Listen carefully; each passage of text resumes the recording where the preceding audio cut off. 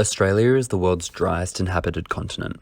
Our dry landscape and climate mean it is not realistic for us to rely on natural water sources such as dams and water catchments long term, particularly with changes to the climate meaning longer droughts and increases to our population creating more demand. Desalination offers a sustainable solution to the current and impending water crisis that Australia will face as a result of a changing climate. Traditionally, Australia has relied on catchments to supply water to the public. However, we have known for a while that fresh water is a crucial yet finite resource that needs greater human management. In the face of further periods of drought, extended warmer seasons, and the threat of bushfire, sustainable water supplies are more crucial now than ever. Australia experienced a severe drought between the years of 1997 to 2009, known as the Millennium Drought, which identified just how precarious our water supply situation could become. Water storages in this period fell across the nation, with Melbourne storages falling to as low as 25% in 2009, whilst the Gosford Wyong storage dropped to 10% in 2007. During this time, efforts were made to conserve water through water trading, water recycling, stormwater collection, and on-site greywater reuse. When these efforts were not sufficient to sustain the usable levels of the dams and water catchments, state governments began socialising the idea of desalination as a secondary water supply source. As a response to this period of drought, Australia's first major modern seawater desalination plant was commissioned in Perth in 2006 to subsidise the urban area with approximately 130 million litres of water per day. Western Australia has become the sufferer of the longest term reduction in rainfall over the past 40 years and thus a leader in the desalination movement. In an effort to achieve greater water security during the Millennium Drought, there was a combined national investment of $15 billion into 6 desalination plants across Western Australia, South Australia, Victoria, New South Wales and Queensland. After the establishment of the Perth plant in Kwinana, Sydney was soon to follow in 2009 after the water levels at the Warragamba Dam dropped to 33%. There are now about 270 desalination plants in Australia, ranging from dealing with seawater to brackish water and present even in the more remote Kangaroo and Rottnest Islands. As our climate conditions worsen and are reflective of those experienced during the Millennium Drought, the conversation around water security is once again necessary. What is known as Day Zero is approaching for many inland country towns, where water restrictions become extreme to the point of households and businesses having to source their water directly from local collection sites.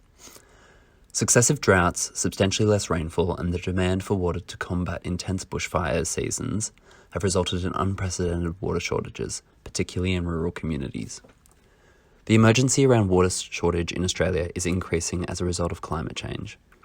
When considering the Murray-Darling Basin, there has been an absence of a cool season rainfall for 3 consecutive years, never before recorded.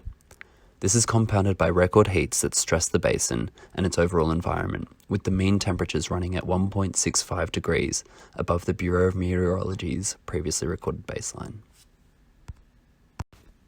The particularly dry environment Australia is operating in is exacerbated by the El Niño phenomenon, which has a significant impact on the evolution and persistence of droughts and therefore water supply. El Niño occurs as a result of sea surface temperatures warming, which therefore causes a shift in atmospheric circulation impacting the equatorial trade winds, which can redirect precipitation from the north of Australia to eastern parts of the Pacific Basin. Whilst El Niño patterns are not always associated with drought, extended El Niño periods, of which we are currently in one, do prolong the enduring effects of drought. The map indicates the strong deficiency in rainfall during El Niño events. The events of climate change are being felt and creating damaging legacy issues for Australia's water supply. A warmer climate is reducing our water catchments and shifting the environmental framework where those water sources are not being replenished. Seawater desalination goes towards alleviating the risk of water shortage for a majority of Australians who live on the coast. You may be thinking, how does desalination work? Desalination plants can operate under 2 possible methods.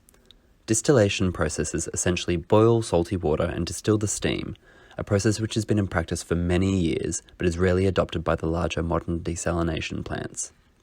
The more current and favoured approach is conducted through membranes, or more commonly known as reverse osmosis.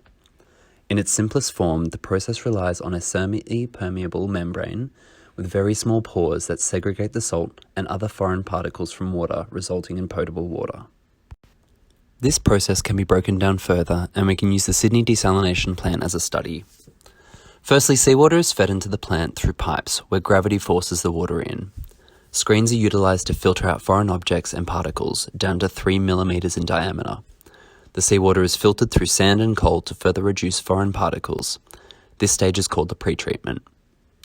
This treated seawater is then forced through thousands of reverse osmosis membranes at such a high pressure that it filters out any minute or dissolved salts or particles. This process of reverse osmosis can be done twice at some plants, with the freshwater being extracted, leaving behind seawater concentrate. From the Sydney Desalination Plant, about 42% of the seawater processed becomes drinkable. The seawater concentrate component is then returned to the ocean at twice the salinity and 1 degree warmer, but is diffused back into normal salinity and temperature within 50 to 75 metres of ejection. The drinking water is then treated and fluoride is added before it is distributed to storage tanks or through delivery pumps to the local water distribution systems. This process, in Sydney's case, can produce 250 million litres of water a day, up to 15% of Sydney's drinking water. The process itself uses sustainable technologies and natural seawater resources to create water security in a country where water supply is becoming an ongoing issue. Greater introduction of desalination plants in any coastal urban areas with a population of 150,000 or more would go towards balancing the supply of water and the risk of greater impacts of climate change, once again reducing Australia's water to a dangerous level. Our proposal recommends that the Department of Agriculture and Water Resources work with industry to produce a study on the benefits and introduction of desalination plants in all coastal urban areas with a current or expected population of 150,000 or more within 10 years. The Department of Agriculture and Water Resources should then pursue partnering with peer agencies and industry representatives to implement a desalination strategy. We will revisit the proposal with specifics towards the end of the presentation. The desalination plants found in Perth and Melbourne are both notable examples of a modernised approach to securing sustainable water supplies for their respective regions. Perth was the first major Australian city to introduce modern reverse osmosis desalination plants. The Indian Ocean Initiative identified all the way back in 1998 that the winter rains in Western Australia were slowing and would eventually fail, creating a water supply crisis. The success of Perth's desalination program is undeniable. The two plants in Perth, Kwinana and Bininyup, produce a combined 145 billion litres of potable water a year, contributing 48% of Perth's water supply. The plant's energy consumption is also entirely offset through the purchase of renewable energies. The plant itself has also been recognised for its excellence in infrastructure at the 2017 National Infrastructure Awards. The Victorian desalination plant that supports the Melbourne urban area is capable of producing the single largest amount of drinkable water out of any of Australia's plants, 150 billion litres a year, a third of Melbourne's water supply needs. Whilst it was commissioned in 2012, the plant itself was first ordered from in the 2016-17 financial year for 50 billion litres. The order for the 2019-20 year is 125 billion litres, indicating a steady year-on-year growth for the desalination plant's production. The plant also has the capability to extend to 200 billion litres a year, a comforting failsafe should climate and drought conditions continue to worsen. These two plants show prime examples of an existing system that greatly supports the community in providing access to safe and consumable water, and also a system that is planned to be future-proof and sustainable. Desalination programs, construction and implementation are not without their current and relevant issues. There are often vocal oppositions to the governance of oceans, access to landlocked communities, energy consumed by the plants, flow-on effects to the environment, cost of building and maintaining the plants, and the cost on the consumer. Ocean governance refers to the concept of ownership of the ocean and accountability for these bodies of water. Common disputes occur over how far territories expand into the sea and what constitutes an acceptable level of ownership or claim to an economic zone of ocean. The foundations for ownership of the sea are laid out in the United Nations Convention on the Law of Sea from 1982. This international law indicates that a country may have claim to an area of 12 nautical miles from its coast, and that would be called the territorial sea. In addition, a nation's exclusive economic zone, based on how far the continental shelf extends, is another 200 nautical miles. Whilst this law generally refers to the natural resources found in this zone, there are no exclusions on water. Conversely, where there is ownership and claim to the sea, there is responsibility and ocean governance that puts the onus on the country to interact respectfully with the ocean. Landlocked towns do not have access to the seawater that is crucial for large-scale desalination projects. These communities are often the ones subject to the most impacts of drought. If desalination is properly invested in along the coastlines and the majority of population relies on desalinated water resources, natural catchments can be reserved and redirected for landlocked towns. Additionally, further research could be conducted to determine the value of smaller-scale desalination plants in arid locations that use brackish water and solar energy to provide a sustainable water source. Desalination plants in South Africa use the same reverse osmosis process to convert brackish water into a potable water source, ideal for arid landlocked regions. Environmental impacts of desalination can be managed and offset. The power and energy it takes for a desalination plant to produce water is large and requires significantly more energy than traditional water treatment procedures. The Sydney desalination plant uses approximately 38 megawatts at full production. However, many Australian plants use green power, such as wind energy, to power their production. The Sydney plant itself uses 100% renewable energy that is sourced from the Capitol Hill wind farm at Bungendore. Additionally, there are concerns regarding the marine life and environment within the proximity of desalination plants. The marine environment around the Sydney plant was monitored for 3 years prior to construction and for an additional 3 years after commission, which found that the seawater concentrate ejected back into the ocean returned to a normal temperature and salinity within 50 to 75 metres of the plant, causing minimal or no impact in the field mixing zone. The pipes that feed desalination plants may also include important parts of the ecosystem such as small organisms and plankton. In an effort to preserve the marine environment, desalination plants often undertake marine conservation efforts, and the Brisbane Gold Coast plant has a long-term marine monitoring program co-designed with the Queensland Government and marine experts, which shows organisms thriving around the underwater infrastructure, some of it forming an artificial reef. The cost of desalination infrastructure is imposing onto a community. The initial capital investment in response to the Millennium Drought was $15 billion, with desalination plants individually costing approximately $1 to $2 billion.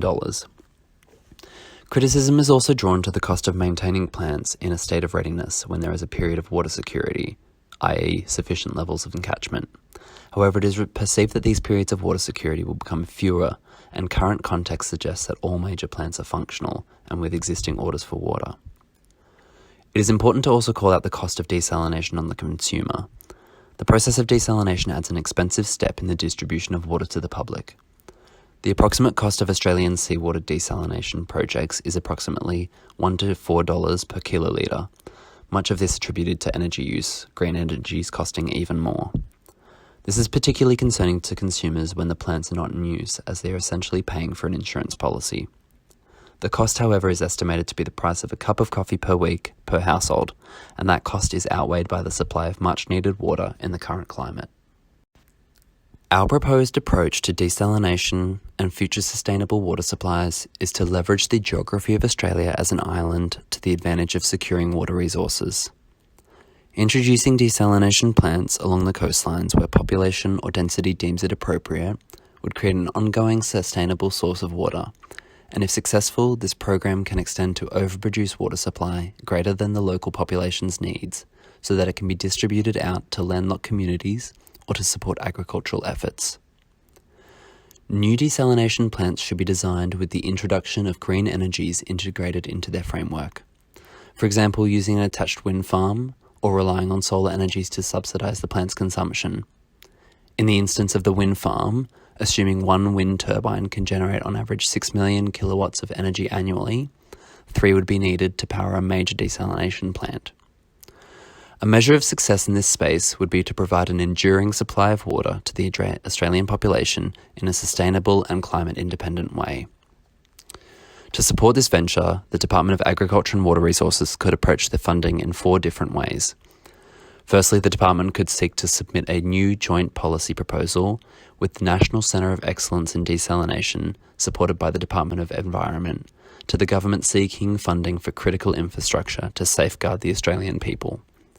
Secondly, the department could liaise with the Department of Infrastructure, Regional Development and Cities to leverage the National Water Infrastructure Development Fund and introduced a new desalination plant annually.